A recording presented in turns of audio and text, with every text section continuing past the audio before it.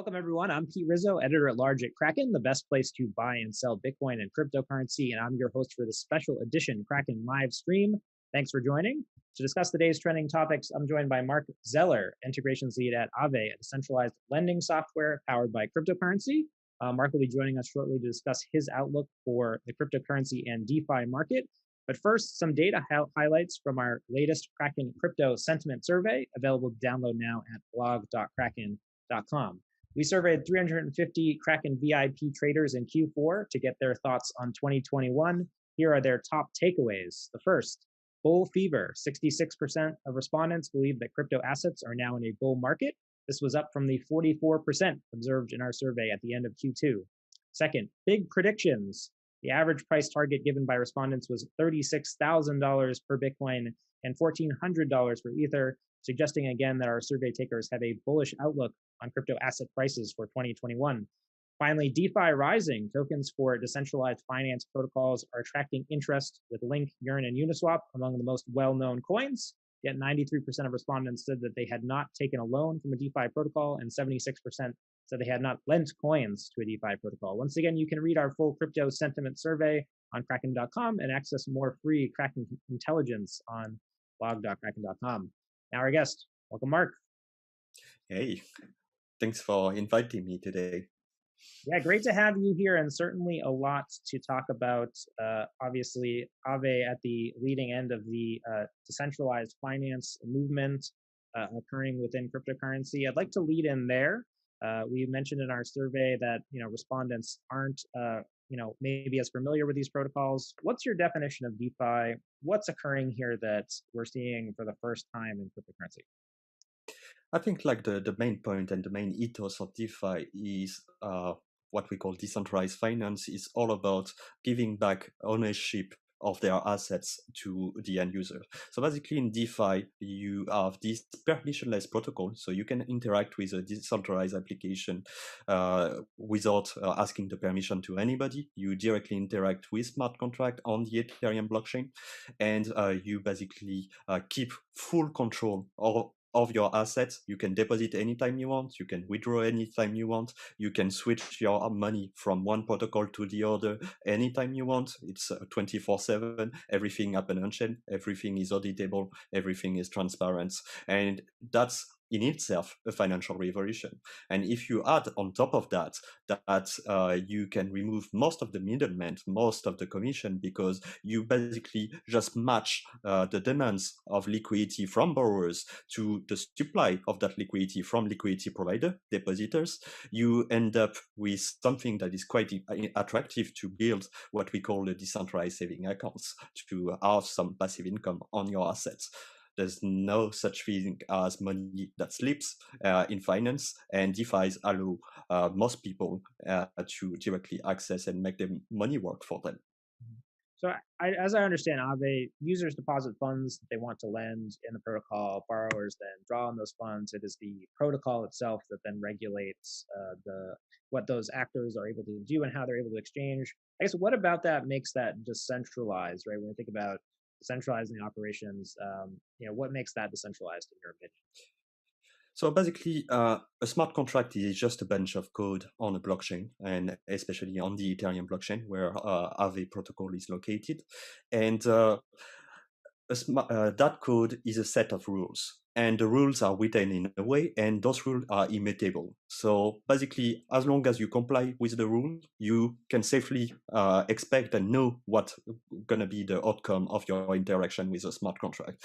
And the thing is that on top of that, the smart contracts are really decentralized. There's no admin key in AAVE. The admin key belongs to the AAVE governance, which belongs to all the AAVE token holders. So if you want to modify the code of AAVE, you will need the vote of the majority of the token holders, and that's a very specific proposal, and you cannot do that overnight. So as a liquidity provider, as an AAVE user, you sure and you are assured that you are inside a transparent and audited system that will protect your assets and will behave as intended. Mm-hmm. Interesting. Maybe let's back up and talk about the full landscape for DeFi. So you mentioned AAVE focused on lending. There's also a host of other applications that other technologists are working on in this area. You've got stable coins, decentralized exchanges, market making. Where do you see Aave in that market? Is it really you're just doing lending? Is there an intention to do more? I guess maybe just could you describe the market for us and where you see Aave as providing value? That's the great thing about decentralized finance is that probably for the first time in financial history, in DeFi, cooperation just works better and synergy just works better than competition. So basically, the Aave vision and the Aave ethos is to act as a financial middleware. So we are liquidity markets. Our work and all our focus is to make sure there's a safe way to store your assets and to make those assets available to external outcome. Could there be borrowers? Could there be other protocols that would use that liquidity into do more specific stuff, or like Curve, for example, which is a automated market maker, so a decentralized exchange that allow you to swap stablecoins. When there's no swaps into Curve, those money into the white pool are deposited into Aave, so money never slip into Curve, thanks to that synergy between Aave and Curve. And that financial middleware approach allow what we call into DeFi composability, so protocol that works together in order to provide services and yield that will be that are orders of magnitude higher than just working in silo and everybody doing his small stuff on his side. When you discuss Aave with friends and family, how do you compare Aave to other things? Do you compare Aave to other things, or do you have to tell your friends and family just about Ethereum and about how it works, or are you able to kind of give them a simple kind of analogy?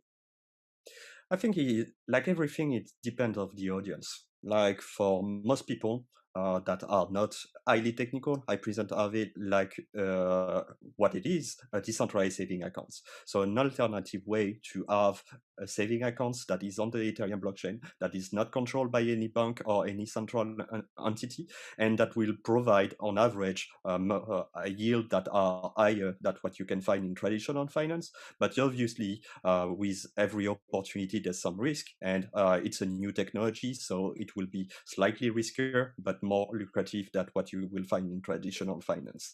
That will be a thing. And if that audience is more technical, I will talk about the innovation, like stable rates, like credit delegation, like flash loans. Like flash loan inside the technical community was a big topic this year in 2020, and that's something we provided to the community.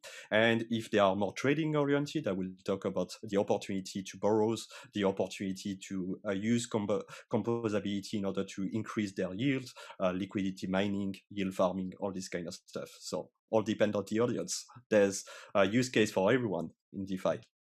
Interesting. So for the more mainstream or the more less familiar cryptocurrency users, it sounds like you're focusing on the ability for them to put money, lock money in this protocol, and then earn money. You think that's the big attractive feature for new cryptocurrency users or people who haven't used cryptocurrency before?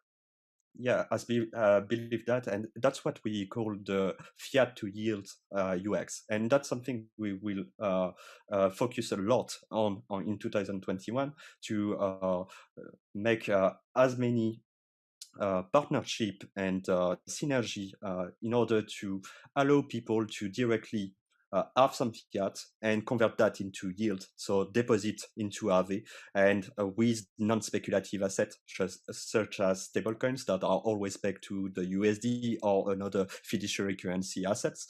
And that will allow them to have some yield, even without having to understand the complexity of smart contracts, to use a wallet directly, all this kind of stuff. Because at the end of the day, I think not everybody is a trader.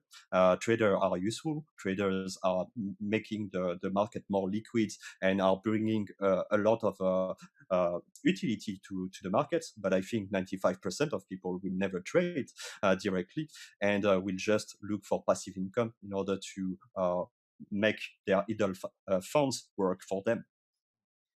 Let's talk a little bit about the yield or the earnings, how people can earn with the protocol. So, with the Aave software, you can lock different cryptocurrencies into these lending pools. I think today it's around 17 or over 17 cryptocurrencies that you can lock in the protocol, and then you earn a reward for that, and the reward is denominated in AAVE, correct?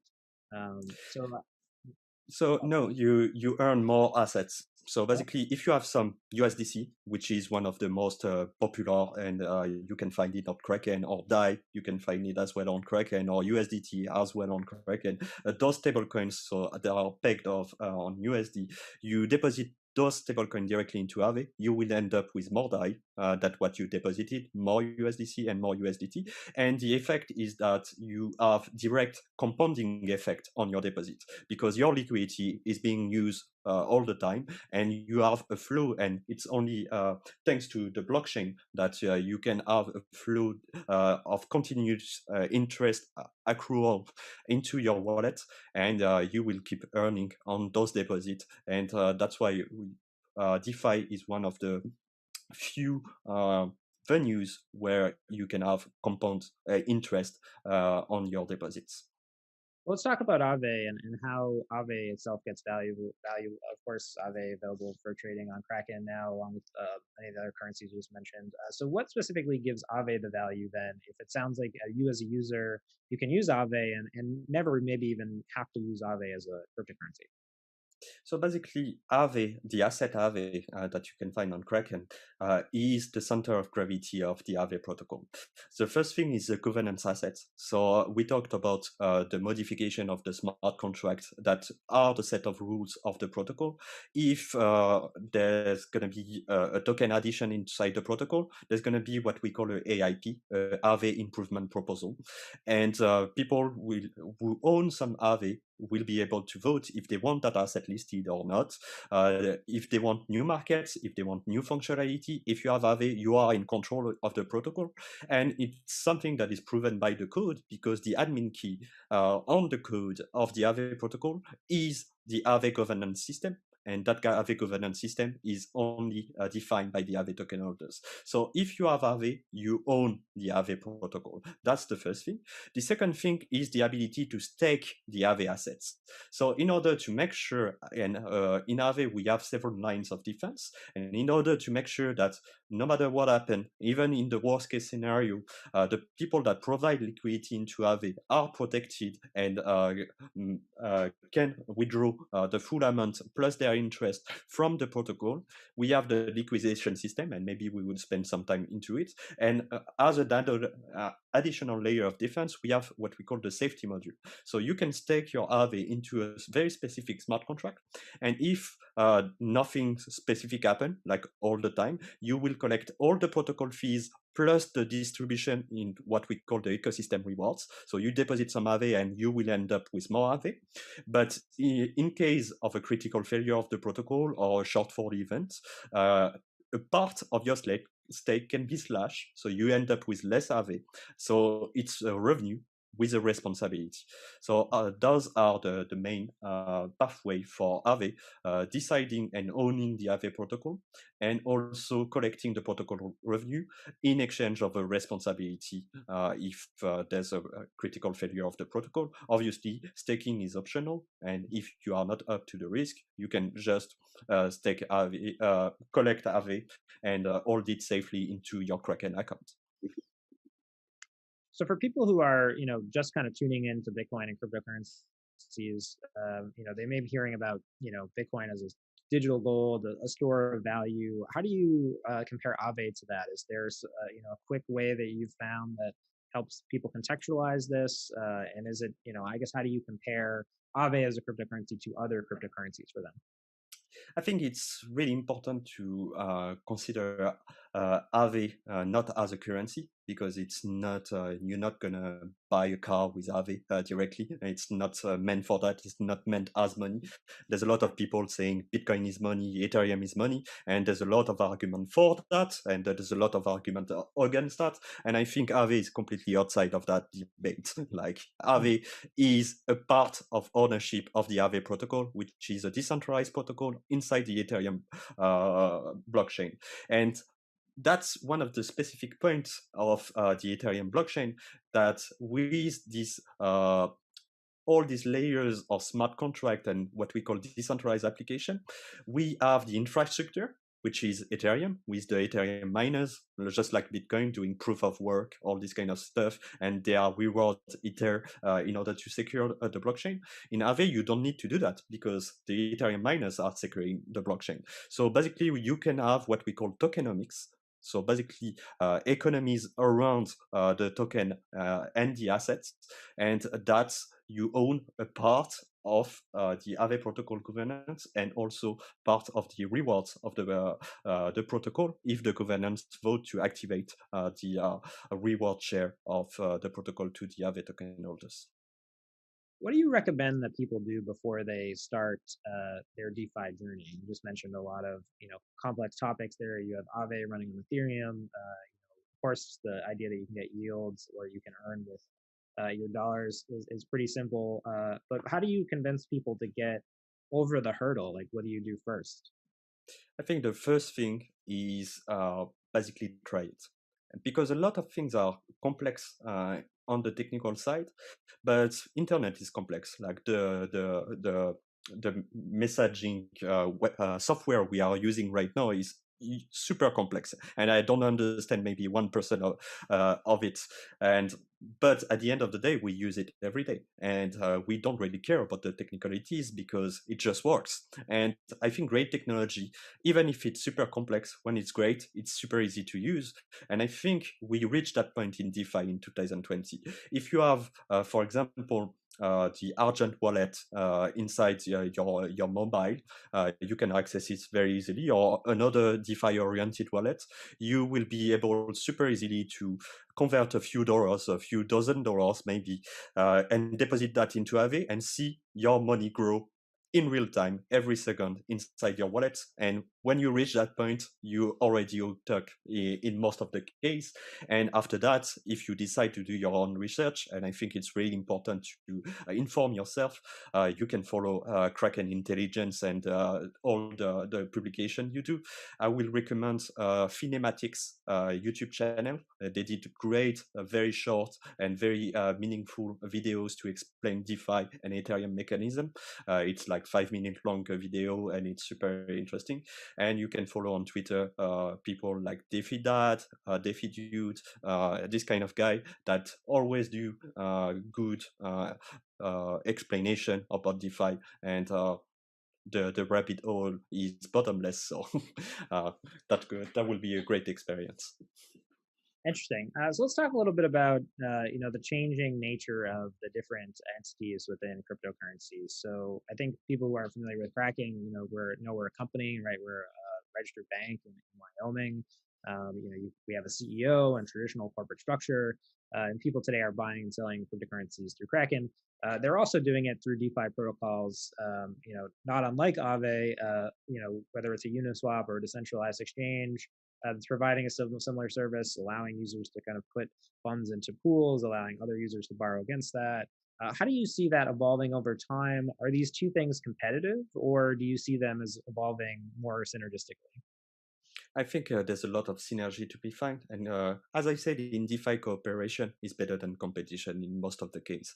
And there's a lot of people inside the community that take the simple and short part to say, oh, a DeFi will eat CeFi, or CeFi is much better UX than DeFi. And I think all of them are right and wrong at the same time, because DeFi and CeFi are not something that is completely binary. For me, it's a spectrum, because you can have a lot of pathway, a lot of bridges and synergy between the protocol.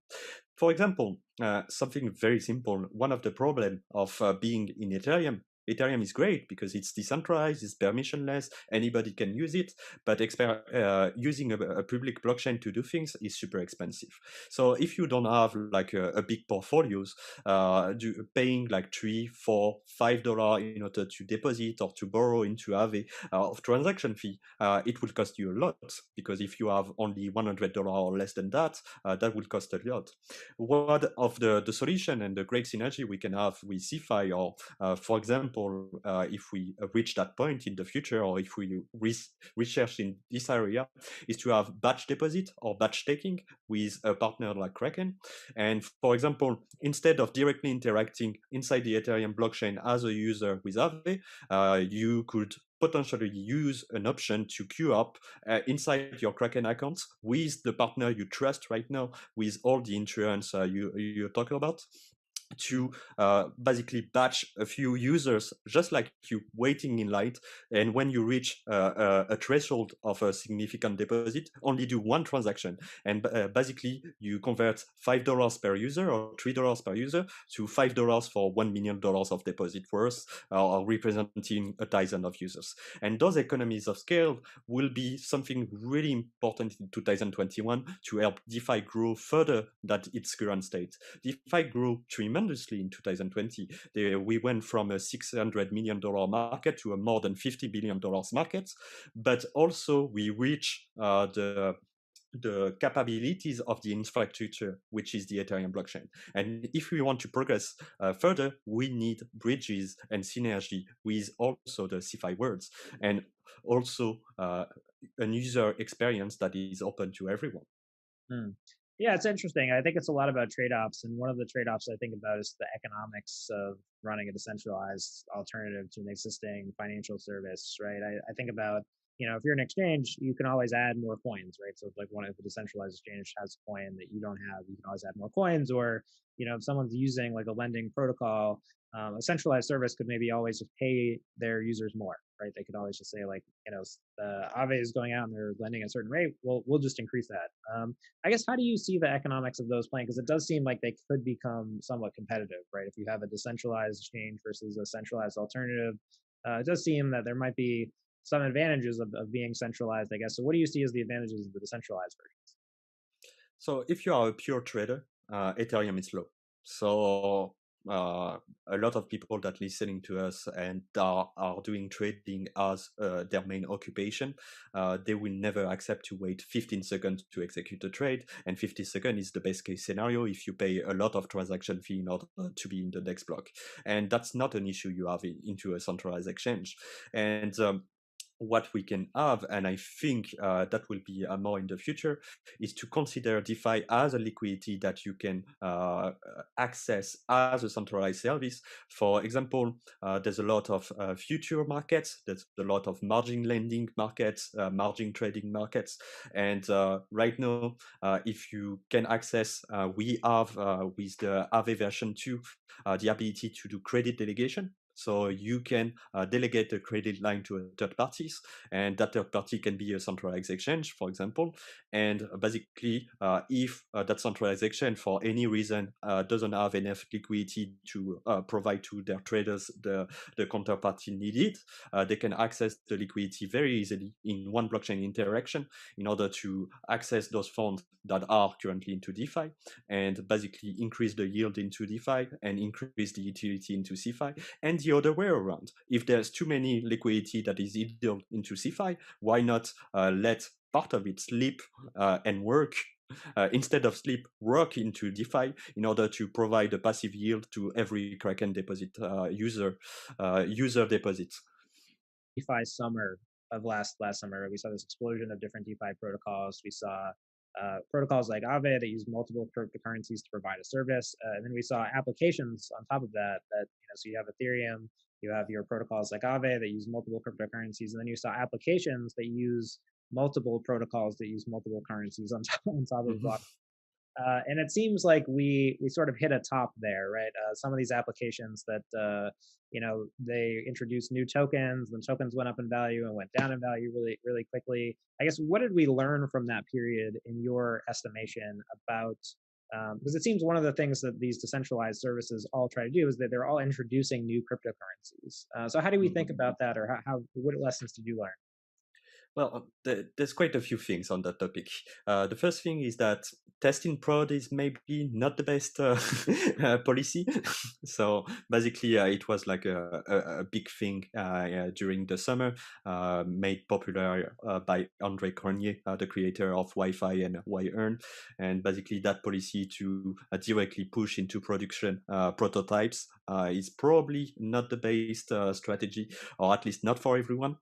And that's why basically AAVE is the most audited protocol inside DeFi. We had 5 different and independent security audit on the version 2 of the protocol, because we believe that it's part of our responsibility, and it's really important for the ecosystem as a whole to make sure that everything has been done to protect the liquidity provider money, because it's their money and they own it, and they trust the smart contracts with their money, and they should have the best experience possible.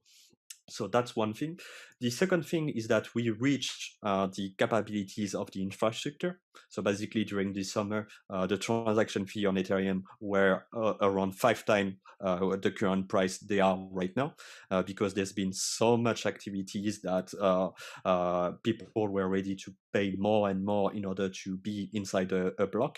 And it's completely normal. Inside a public blockchain, a block space is valuable. Bitcoin community understood that quite a bit.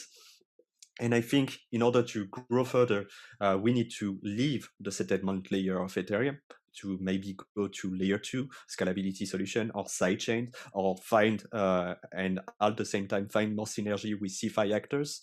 And that's something. And I think it's really important that we reach that point in Ethereum, because public blockchain that reach enough maturity understand that the settlement layer of its blockchain is valuable. And that's why you don't use Bitcoin to pay for coffee, you use Lightning Network, because it doesn't make sense to take some block space inside the most secure ledger in the world in order to just buy a coffee. You do that on Lightning Network, and it's super simple, super fast, super cheap to use. And Ethereum is about to reach that point as well. And I think it's super interesting. And what happened during this summer, all this congestion into the market, I think it increased by tenfold the investment and the focus on scalability solution on Ethereum. Moving on, I guess, to the next topic, something that's interesting, I think, to me as someone who's observing the decentralized finance space. Obviously, one of the things that you get with a decentralized protocol is there's no real, you're not taking customer information like in the way that traditional businesses. There's a way, or there's thinking that if this ecosystem is allowed to develop in a certain way, people may be able to have financial transactions that are more private and more secure, and that avoid some of the problems that we've seen with more regulated financial institutions. Do we have any evidence that DeFi is really expanding the user pool for cryptocurrencies and bringing in new people that maybe weren't able to get an account on an exchange before or with another financial service? Well, there's two answers to that. The technically correct answer is that we don't know, because there's no KYC. So inside a public ledger, I can create 10,000 address and interact with AAVE or Compound or make a DAO and pretend I'm 10,000 people. That will be like a civil way to increase numbers. And obviously, there's no evidence of that. But at the end of the day, when you see the engagement of the communication, the growing, the number of people voting in governance proposal, the number of people reacting in social media, in governance forum, the number of people talking about DeFi, even if we have no proof of that, I'm quite convinced there's quite a bunch of new people inside the ecosystem compared to last year or even the beginning of this year. And I think the best second degree proof of that will be the transaction fees inside Ethereum. People are ready to pay a lot of money in order to interact with Ethereum. And that means they kind of like what they are finding inside Ethereum. Otherwise, they would not spend that money to interact with Ethereum. Interesting.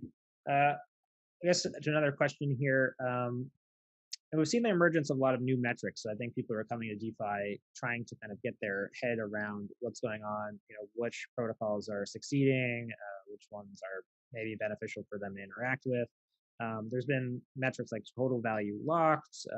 What do these numbers mean? How do you judge AAVE's success? And I guess to the extent that you're part of the team, what does the team view as its metrics for success? I think total value lock, so the amount of asset held by the smart contract of the protocol, is something useful but obviously it's not enough, because for a lending protocol or a liquidity market like Compound or a MakerDAO or AAVE, basically, if we had zero borrowers, so basically absolutely no revenue for liquidity provider, our TVL number will be higher, because obviously borrowers are taking liquidity from the protocol. So it's always a weird balance. And right now we have $500 million of assets that have been borrowed from the protocol. So if the protocol will be like a complete failure, or TVL number will be higher. So obviously there's some limit to that. And I think more and more people, and we are seeing initiative from people like Token Terminal, which is a third-party independent platform, the AAVE Watch platform, are pushing the numbers of actually the fees of the protocol, the money earned by the liquidity providers, the volume of flash loans. In our case, that's something that is very interesting to follow, and have more precise and more meaningful insight that just we have a lot of money in a smart contract. Hmm. Mark, fascinating stuff. One more question, I think, before we go. We just had a Kraken webinar, crypto outlook webinar for 2021. We had our internal influencers give their predictions and thinking for the year ahead. So I want to put the same question to you. What are you thinking about for 2021? What are your big predictions for what we'll see? I would love to hear your thoughts on how you think both Ethereum and DeFi will progress in the year ahead. Yeah, so there's quite a bunch of things. Like 2021 will be the year, like the actual confirmation. Everything we had so far was the tutorial, and you have to get to be ready for the real deal that will happen in 2021. I will talk about DeFi, but I think it's going to be a great year for Bitcoin as well. But about DeFi, there's going to be the scalability, the year of scalability, layer 2 solution, sidechain solution, synergy with CeFi, also DeFi outside of Ethereum, what we call the new frontiers. It will happen in 2021. And basically, people will love and don't believe you when you say that in 2020 you paid like $3 in order to interact with a DeFi protocol, because it will cost less than a cent to do all the interaction inside layer 2. And it will be one of the haha moments like Lightning Networks did for a lot of people in the Bitcoin community, and to understand, yes, it's possible to do things that way. Also, and I will finish on that, it will be a year where the spectrum between DeFi and CeFi will blur even more, with a lot of CeFi actors proposing DeFi services, and a lot of DeFi protocol creating and deploying permissioned markets in order to have like something like KYC AML compliance for specific users and all these kind of things. And I think it's really important. So if you think that you missed the DeFi movement, if you miss crypto because you discovered Bitcoin above $20,000, for example, it was just a tutorial. We are still early, and there's a lot of things we're gonna do together in 2021.